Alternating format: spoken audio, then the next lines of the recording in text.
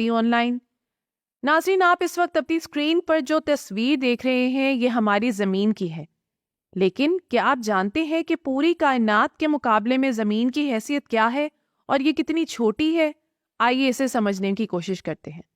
आप रोज आसमान पर ज़मीन के कुदरती सैटेलाइट यानी चांद को देखते हैं। क्या आप जानते हैं कि आसमान में चमकता हुआ ये चांद ज़मीन से कितना दूर है?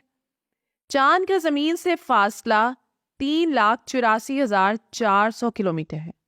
और इस दूरी को आप इस तरह समझ सकते हैं कि चांद और ज़मीन के दरमियान 30 ज़मीनें रखी जा सकती हैं। ये फासला इतना है कि अगर ज़मीन से चांद तक एक सीधा रोड बना दिया जाए और आप एक गाड़ी पर सवार हों तो जिसकी रफ्तार 100 किलोमीटर फी घंटा हो, तो भी आपको ये फासला तय करने में 160 दिन लगेंगे। लेकिन इतने ज़्यादा फासले के बावजूद भी अब तक 12 लोग चांद पर कदम रख चुके हैं, जो इंसानियत की जिद्दत और कामयाबी का मुंह बोलता सबूत है। नाज़रीन, अगर आप चांद पर खड़े हों तो वहां से आपको ज़मीन कुछ इस तरह की नजर आएगी जैसे आप अभी अपनी स्क्रीन पर देख रहे हैं।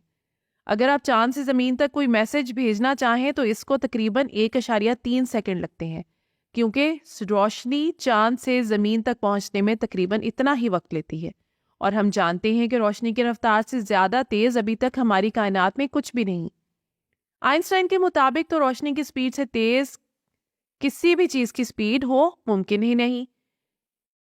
नाज़रीन, इस वक्त जो तस्वीर आप अपनी स्क्रीन पर देख रहे हैं ये ज़मीन की तस्वीर है जो मरीख यानी मार्स की सरफेस से ली गई है। वैसे तो मार्स यानी मरीख के ज़मीन से एवरेज फासले की बात करें तो ये 225 मिलियन किलोमीटर है, लेकिन ये फासला ज़्यादा से ज़्यादा 401 किलोमीटर भी हो सकता है, जिसका मतलब है कि अगर कभी कोई इंसान मरीख की ज़मीन पर कदम रखने में कामयाब हुआ तो वो इंसान इस एस्ट्रोनॉट की निस्बत ज़मीन से 986 गुना ज़्यादा फासले पर होगा, जिसने पहली बार चांद पर कदम रखा था। इसके अलावा सियारा मरीख ज़मीन से इस कदर दूर है कि वहां से ज़मीन तक या ज़मीन से वहां तक मैसेज पहुंचने में तकरीबन 20 मिनट लगते हैं। नाज़रीन, इसके बाद अगर हम बात करें खला में मौजूद स्पेस प्रोब वॉयेजर 1 की, तो ये ज़मीन से 164 एस्ट्रोनॉमिकल यूनिट दूर है। नाज़रीन, एस्ट्रोनॉमिकल यूनिट वो यूनिट है जो फासले के लिए इस्तेमाल किया जाता है। आसान लफ्ज़ों में ये समझने की कोशिश करें कि एक एस्ट्रोनॉमिकल यूनिट ज़मीन और सूरज के दरमियान इस फासले को जाहिर करता है, जिसे अगर किलोमीटर में देखें तो 150 मिलियन किलोमीटर है। अभी तक हम बात कर रहे थे एस्ट्रोनॉमिकल यूनिट्स में, जिसमें हमने सोलर सिस्टम के डिस्टेंसेस को देखा था। मैं आपको ये तस्वीर दिखा रहा हूँ जिसमें आपको सूरज से लेकर ज़मीन तक एक एयू एक एस्ट्रोनॉमिकल यूनिट नज़र आ रहा है। लेकिन अगर हम इसको आगे बढ़ाते जाएं तो प्लूटो 40 एस्ट्रोनॉमिकल यूनिट में मौजूद है। हम अपनी सोलर सिस्टम की जो एंड पॉइंट है, जिसे हेलियोस्फीयर कहा जाता है, उसकी तरफ देखें, जो एक हॉल है उसके गिर्द, वो 100 एस्ट्रोनॉमिकल यूनिट में मौजूद है। और उसके बाद एक ओट क्लाउड है हमारे सोलर सिस्टम के गिर्द, जो कि तकरीबन 100,000 एस्ट्रोनॉमिकल यूनिट पर मौजूद है। इसका मतलब ये है कि वॉयेजर 1 ज़मीन से सूरज की निस्बत 164 गुना ज़्यादा फासले पर है। याद रहे कि वॉयेजर 1 इंसान का बनाया गया सबसे ज़्यादा फासला तय करने वाला ऑब्जेक्ट है। अब आप अपनी स्क्रीन पर मौजूद जो तस्वीर देख रहे हैं ये इंसानों की तारीख की सबसे बड़ी तस्वीर है और इसे वॉयेजर 1 ने कैप्चर किया। आप शायद ये जानकर हैरान रह जाएं, लेकिन इस तस्वीर में आपको एक छोटा सा पेल ब्लू डॉट नजर आ रहा होगा। ये हमारी ज़मीन है। इस तस्वीर को देखते हुए एक माहिर फल्कियात कैरल सैगन ने जो कहा था शायद ही कोई इतने खूबसूरत अल्फाज में कह सके। इस तस्वीर को देखते हुए उन्होंने कहा कि look again at the dot, that's here, that's home, that's us. इस नुक्ते को दोबारा से देखें, बिल्कुल यहाँ ये हम हैं और ये हमारा घर है। नाज़रीन, वॉयेजर 1 एक सेकंड में 17 किलोमीटर की स्पीड से हमारे सोलर सिस्टम से दूर जा रहा है, लेकिन आप ये जानकर हैरान रह जाएंगे कि इसे हमारे सोलर सिस्टम से बाहर निकलने में 30,000 साल लग जाएंगे। जब हम अपने सोलर सिस्टम से बाहर निकलते हैं तो हम फासले को मापने के लिए जो यूनिट इस्तेमाल करते हैं इसे लाइट ईयर कहा जाता है। एक लाइट ईयर वो फासला है जो रोशनी एक साल में तय करती है, और आप तो जानते ही हैं कि रोशनी एक सेकंड में तकरीबन 3 लाख किलोमीटर फासला तय कर लेती है। आसान लफ्जों में बात करें तो एक लाइट ईयर 9.461 ट्रिलियन किलोमीटर के बराबर होता है। अगर हम कायनात की वसअत की बात करें तो ये कायनात हमारी सोच से भी कहीं ज़्यादा वसी है, क्योंकि हमारे सूरज के अलावा हमारी ज़मीन के सबसे करीब जो सितारा मौजूद है इसे प्रॉक्सिमा सेंटोरी कहा जाता है, और ये हमारी ज़मीन के सबसे ज़्यादा करीब होने के बावजूद भी 4.24 लाइट ईयर के फासले पर है। इसकी ज़मीन से दूरी को समझने के लिए यूँ समझ लीजिए कि अगर वॉयेजर 1 का रुख इसकी तरफ कर दिया जाए तो इसे इस सितारे तक पहुँचने में 70,000 साल लग जाएंगे। नाज़रीन, अगर ज़मीन और प्रॉक्सिमा सेंटोरी के दरमियान एक सीधी सड़क बना दी जाए, जो कि मुमकिन नहीं है, लेकिन समझने के लिए फ़र्ज़ करें कि अगर ऐसा हो जाए और आप गाड़ी पर सवार हों जो 100 किलोमीटर फ़ी घंटा की रफ्तार से मुसलसल चल रही हो, तो इसे इस सितारे तक पहुंचने में कायनात के बनने से भी 6 गुना ज़्यादा वक्त लगेगा। और जब ये गाड़ी आपको लेकर वहां पहुंचेगी तो तब तक ये सितारा वहां मौजूद ही नहीं होगा। अगर हम बात करें अपनी गैलेक्सी मिल्की वे की, तो इसके एक सिरे से दूसरे सिरे तक का फासला 1 लाख लाइट ईयर है। एक अंदाजे के मुताबिक हमारी गैलेक्सी में तकरीबन 100 बिलियन सितारे और 100 बिलियन सैयारे मौजूद हैं। नाज़रीन, आपके जानकर हैरान होंगे कि आपने कभी भी मिल्की वे गैलेक्सी की मुकम्मल रोशनी नहीं देखी, क्योंकि आप रात में आसमान पर जितने सितारे भी देखते हैं वो हमारी कहकशां के एक छोटे से हिस्से में मौजूद हैं, जो पूरी कहकशां का शायद 1% भी नहीं।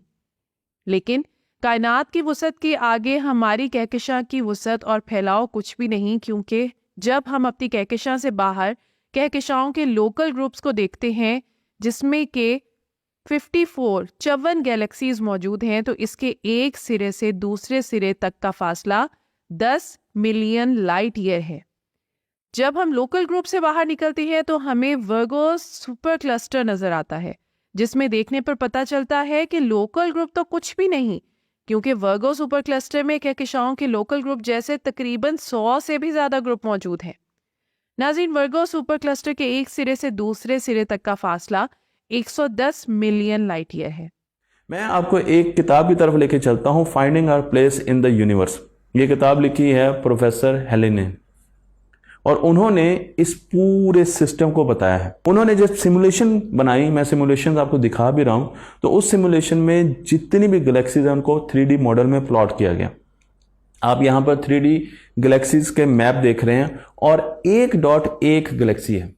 कायनात की वुसअत अभी खत्म नहीं हुई, क्योंकि वर्गो सुपर क्लस्टर के बाद लेनियाकी सुपर क्लस्टर आता है, जिसे देखने पर इल्म होता है कि वर्गो सुपर क्लस्टर तो इसमें रेत के एक जर्रे के बराबर है, क्योंकि ये सुपर क्लस्टर तकरीबन 1 लाख गैलेक्सीज पर मुश्तमिल है, और इसके एक सिरे से दूसरे सिरे तक का फासला 520 मिलियन लाइट ईयर है। दोस्तों, जब हम लेनियाकी सुपर क्लस्टर से बाहर निकलकर ऑब्जर्वेबल यूनिवर्स का मुशाहिदा करते हैं, तो इसकी निस्बत वसी और अरीज लेनियाकी सुपर क्लस्टर की औकात रेत के जरिए से भी कम रह जाती है, क्योंकि ऑब्जर्वेबल यूनिवर्स में वो सब कुछ शामिल है जिसे हम ऑब्जर्व कर सकते हैं। एक अंदाजे के मुताबिक ऑब्जर्वेबल यूनिवर्स में 2 ट्रिलियन के करीब गैलेक्सीज मौजूद हैं, जो किसी न किसी लिहाज से एक दूसरे से मुनफरिद हैं। लेकिन अब हम पूरी कायनात का स्ट्रक्चर जितना हम अब तक हमने मुशाहिदा किया वो हम देख चुके हैं। आप यहाँ पर अगर अपना एड्रेस लिखना चाहते हैं तो आप बता सकते हैं कि मैं अदील इम्तियाज़ रहीमिया खान में रहता हूँ, जो कि पाकिस्तान में है, प्लेनेट अर्थ सोलर सिस्टम में मौजूद है, ओर्ट क्लाउड के अंदर, जो कि मौजूद है लोकल इंटरस्टेलर क्लाउड में, local cavity, Orion arm, Milky Way galaxy, local group, Virgo supercluster, ये सारी चीज़ें हमने डिस्कस की है। लेनिया का किया, सुपर क्लस्टर, और फिर हम यूनिवर्स में मौजूद हैं।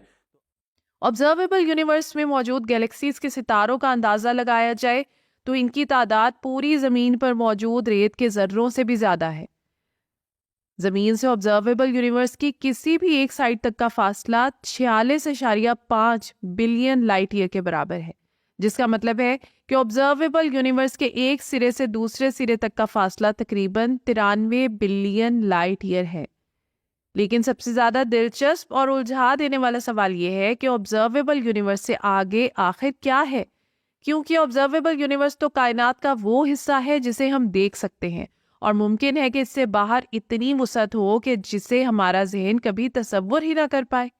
हम ये नहीं जानते कि ऑब्जर्वेबल यूनिवर्स से बाहर क्या है, और इसकी वजह है कि इसके बाहर से आने वाली रोशनी अभी हम तक पहुंच ही नहीं सकी, क्योंकि हमारी कायनात की उम्र इस फासले से कम है।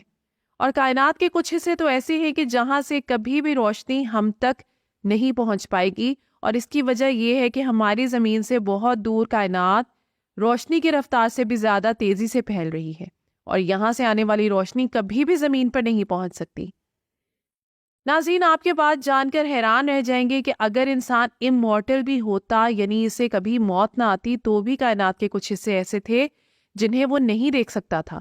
और ये भी मुमकिन है कि ऑब्जर्वेबल यूनिवर्स, जिसकी वुसअत में हम खो जाते हैं और इसे ही अपनी कुल कायनात समझते हैं, दरअसल यूनिवर्स का 1% भी नहीं, और कायनात इससे कहीं ज़्यादा वसी हो।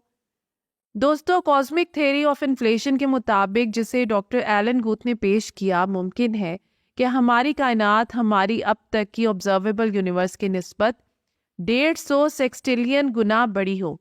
अगर आप सेक्सटिलियन से कंफ्यूज हैं तो 1 सेक्सटिलियन में 1 के बाद 21 बार 0 आता है। अगर ऐसा है, इस फर्क को आप इस तरह समझ सकते हैं कि हमारी ऑब्जर्वेबल यूनिवर्स, जिसे हम अपनी कुल कायनात समझते हैं, इसका साइज 1 बल्ब जितना है, जबकि इसके मुकाबले में सारी कायनात का साइज जो ऑब्जर्वेबल यूनिवर्स के बाहर मौजूद है, ड्वार्फ सैयारे प्लूटो जितना है। इससे हमें इल्म होता है कि हम कितने छोटे हैं और इस कायनात में हमारा मुकाम और हमारी हैसियत क्या है। लेकिन इस फुर्सत की एक खूबसूरती ये है कि हमारे लिए एक्सप्लोर करने को एक जहान पड़ा है, जिसे एक्सप्लोर करते करते शायद हमारी जिंदगियां तो सिमट जाएं, लेकिन ये वुसअतें शायद कभी ना सिमट सकें। तो ये थी आज की वीडियो। उम्मीद करती हूँ कि ये वीडियो आपके लिए बहुत इन्फॉर्मेटिव और दिलचस्प रही होगी। आपसे गुजारिश है कि वीडियो को लाइक करें, और ऐसी ही मज़ीद दिलचस्प, इन्फॉर्मेटिव और एजुकेशनल वीडियोस के लिए हमारे चैनल